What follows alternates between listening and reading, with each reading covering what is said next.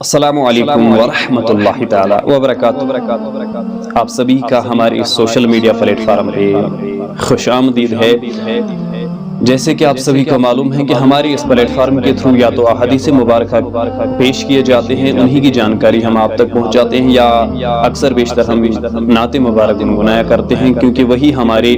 لیے زاد راہ آخرت کے لیے ہے۔ اور آج میں آپ کے سامنے مشکات شریف کی ایک روایت آپ کے سامنے رکھ رہا ہوں کہ نبی اکرم صلی اللہ تعالیٰ علیہ وسلم نے فرمایا، راوی ہیں حضرت ابو ہریرہ رضی اللہ تعالیٰ عنہ، فرمایا کہ طاقتور مومن بہتر اور اللہ تبارک و تعالیٰ کو زیادہ پسند ہے بنسبت کی کمزور مومن کے، اور دونوں میں خیر و منفعت ہے۔ اور پھر فرمایا کہ تو آخرت میں نفع دینے والی چیز کا حریص بن، جو چیز آپ کو آخرت میں نفع دینے والا بن جائے گا اسی چیز کا حریص بن۔ دنیا کی کسی بھی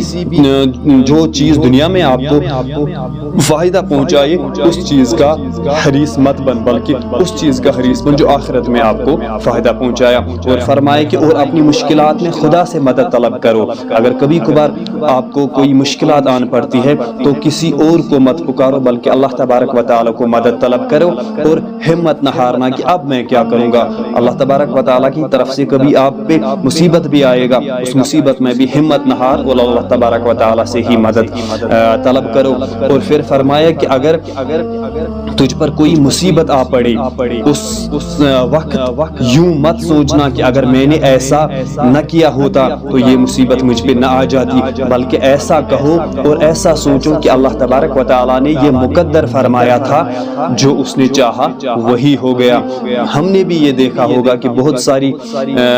سارے کام ایسے ہوتے ہیں کہ ہم سمجھتے ہیں اگر ہم نے ایسا کیا ہوتا تو مجھے یہ نقصان نہیں اٹھانا پڑتا۔ فار ایگزامپل میں آپ کو سمجھانے کے لیے کہوں گا کہ اگر ہماری گاڑی چوری ہو جاتی ہے تو ہم سمجھتے ہیں کہ اگر ہم نے یہ گاڑی سڑک پہ نہیں چھوڑی ہوتی، اگر ہم نے اس گاڑی کا لاک کیا ہوتا، اگر ہم نے اس گاڑی کا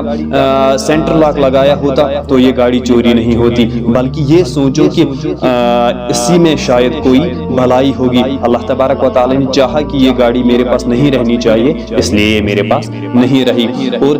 اگر ایسا آپ نے کیا تو شیطان کے عمل کا دروازہ کھل جاتا ہے، وہ آپ کے دل میں وسوسے پیدا کرتا ہے، وہ آپ کے دل میں ایسے وسوسے ڈالتا ہے جن سے آپ کا ایمان جانے کا خطرہ ہوتا ہے۔ میرے عزیزوں، میرے جوانوں، یہی بات نبی اکرم صلی اللہ تعالیٰ علیہ وسلم اس حدیث مبارک کے ذریعے ہمیں سمجھانا چاہتا ہے کہ ہمیں اللہ تبارک و تعالیٰ پر توکل کرنا ہے۔ جو اللہ تبارک و تعالیٰ ہمارے حق میں کرے گا وہی بہتر